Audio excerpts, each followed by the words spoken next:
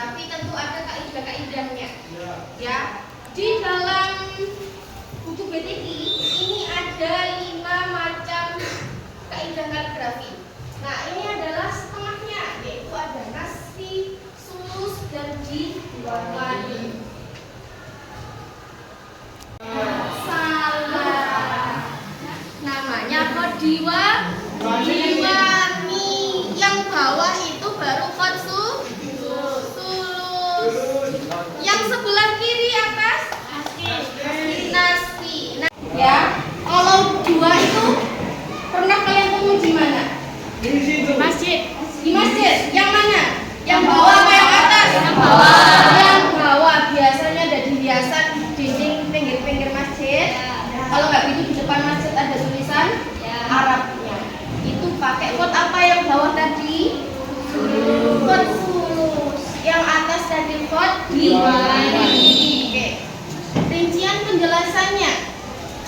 Sebelum gue menjelaskan satu-satu, tujuan materi kod kali ini yaitu yang pertama ada menjaga keindahan dan ketetapan penulisan huruf Arab. Ya, jadi tulisan Arab ini biar bagus itu harus rapi tulisannya, harus sesuai dengan kaidah. Terus kemudian tetap benar dan indah, tidak salah bentuk atau makna. Karena kalau menulis Arab salah bentuk dan salah penulisannya itu nanti bisa merubah arti. Yang kedua, ada meningkatkan kecintaan terhadap Al-Quran dan bahasa Arab. Nah, dengan menulis kod ini seseorang akan bisa mengenal huruf-huruf hijaiyah tentunya. Apalagi kaidah-kaidah kaligrafi. Yang ketiga, ada melestarikan warisan budaya Islam. Mempelajari kod ini itu tradisi umat zaman dahulu. Mulai zaman dahulu itu pakai kod nasbi, ada yang pakai kod nasbi, kod sulus, kod diwani, kod rib'ah, terus apa lagi? Kod sufi. Dulu kan tidak ada yang namanya kertas ya. Kalau nulis Arab itu pakai tulisnya ya pakai Arab, tulisan Arab. Ya. Terus kemudian yang terakhir ada melatih ketelitian, kesabaran dan keindahan rasa atau estetika. Jadi menulis huruf Arab kalau sesuai dengan kaidah 3 tadi itu harus benar-benar benar kaidahnya. Jadi nggak boleh asal-asalan, harus fokus. Terus ada unsur keindahannya. Contohnya 3 tadi. Yang paling asing kan kalian lihat yang mana? Yang diwani itu ada kaidahnya, Pak. Boleh sekedar seperti itu. Ya. Nah, itu nanti dijelaskan sebenarnya. Kalau pertemuannya banyak, kita nanti bisa belajar satu-satu. Ya. Terus lanjut, manfaat mempelajari kod dalam kehidupan sehari-hari, meningkatkan keterampilan menulis indah dan rapi. Yang kedua, menumbuhkan rasa cinta terhadap seni dan keindahan. Terus menjadi sarana ekspresi dan penghasilan, memperdalam pemahaman keagamaan dan meningkatkan konsentrasi dan ketenangan batin. Percaya kalau nanti kalian praktek kaligrafi itu seru, apalagi kalian prakteknya mulai kod nasbi, kod diwani, kod sulus. Benar sulit, tapi kan ada proses ya. Jadi pertemuan sekarang bikin alif, ba, tak dulu, terus pertemuan lagi bikin sampai ya. Kalau sudah bisa, kalian bakal ketagihan untuk menulis kaligrafi. Lanjut ya. Kaligrafi adalah bentuk ibadah dan ekspresi seni Islam. Nah, di sini ada pengertian kod nasbi. Sejarahnya dikembangkan pada abad ke-10 Masehi oleh Ibnu Muqlah di Baghdad dan menjadi salah satu kod paling populer di dunia Islam. Karakteristiknya, hurufnya bulat, kecil dan mudah dibaca.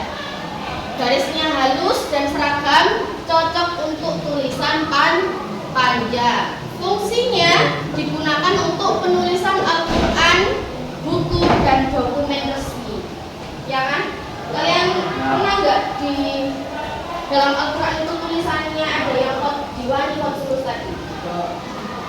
dalam Al-Quran atau biasanya depannya mungkin ada. Kalau di dalamnya mushafnya itu hanya pakai kod nasi. Kemudian hingga kini menjadi standar huruf Arab cetak modern. Jadi sampai sekarang kod nasi ini masih populer. Oke, selanjutnya ada kod sulus.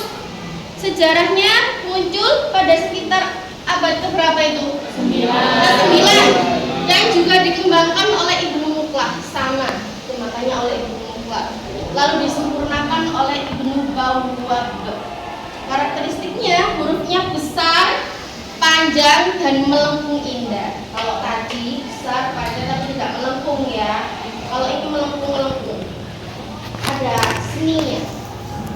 Kemudian memiliki banyak hiasan dan sambungan antar huruf. Kemudian yang ketiga, sulit ditulis, memerlukan keterampilan yang tinggi. Itu harus, imajinasinya harus ada kalau menulis kod sulus, sama seperti Diwani nanti. Terus fungsi kod sulus dipakai buat hiasan masjid, mimbar, kubah, dan karya kaligrafi besar. Sering digunakan untuk menulis lafaz Allah Muhammad atau ayat pendek.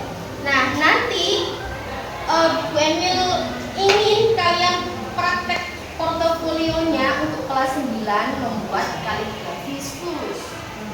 Ya. Kira-kira nanti semester 2 kita akan mempelajarinya. Oke? Yang terakhir ada kod Diwani. Diciptakan pada masa Khalifah Utsmaniyah. Kaligrafi Husam Rumi sekitar abad keberapa? 16 Masehi. Karakteristiknya tulisannya miring, rapat, dan sangat dekoratif. Beda sama kod yang sebelumnya. Kalau kod ini memang tulisannya agak miring ke bawah. Kod Diwani. Kemudian tidak ada aturan garis lurus yang kaku, penuh lekukan, dan gaya elegan. Biasanya ditulis dengan pena kecil dan tinta halus.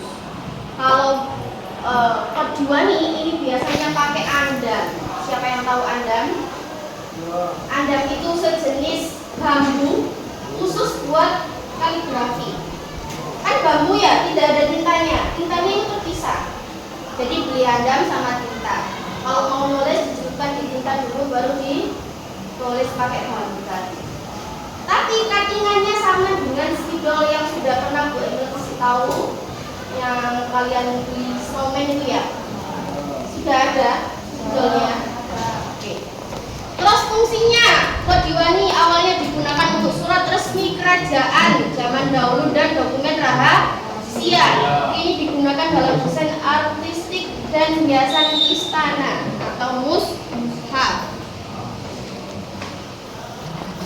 Setiap goresan tinta dalam kaligrafi bisa jadi pahala bila diniatkan karena Allah. Kenapa kok jadi pahala?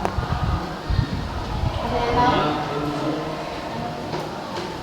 Kenapa? Karena memperindah tulisan Arab, nanti mendapatkan pahala.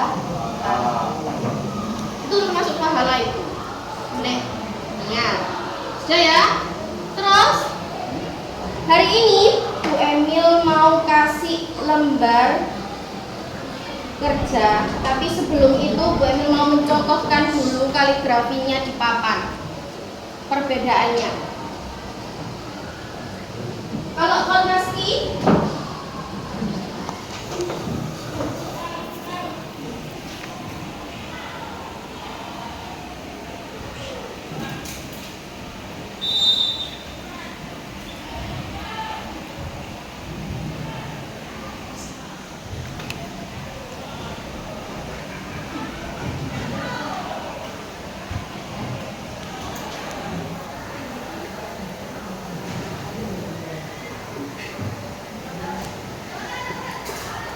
ada yang tahu perbedaan dua kod ini? Apakah sama lafadznya? Sama, hanya beda kaidah kodnya, kaidah kaligrafinya. Pertama ini kira-kira kod apa? Kod nasbi. Tadi kod nasbi yang biasanya kalian lihat di dalam Al-Quran. Kalau khot ini khot sulus. Kalau diwani tadi pengertiannya apa?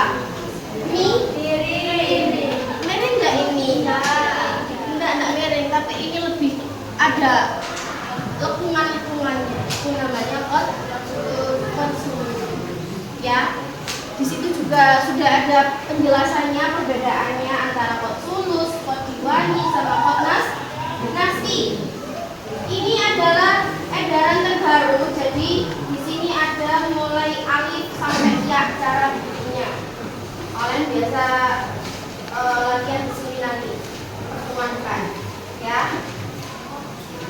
Sekarang kalian mau membagikan lembar kerja.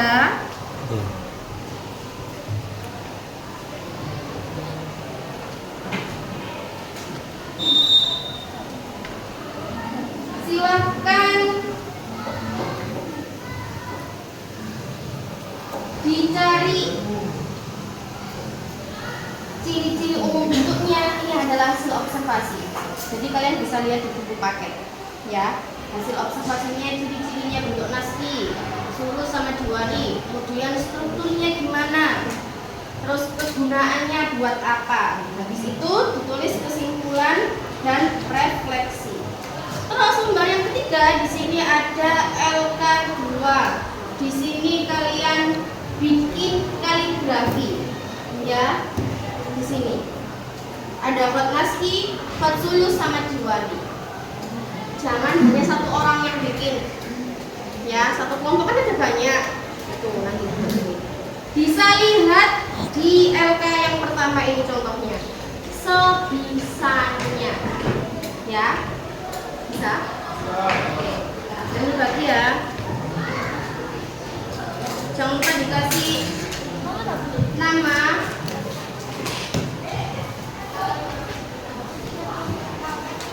Ya, satu kelompok satu.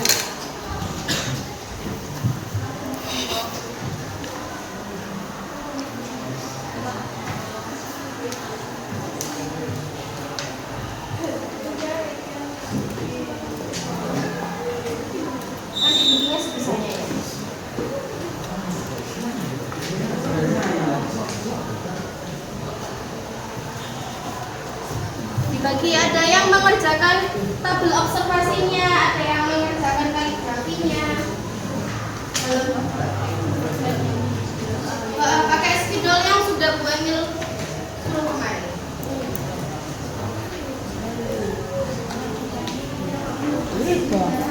Untuk mempersingkat waktu, kalau ada yang ditanyakan bisa ditanyakan. Bu, saya masih belum mengerti perbedaan nasi, diwani sama sulus.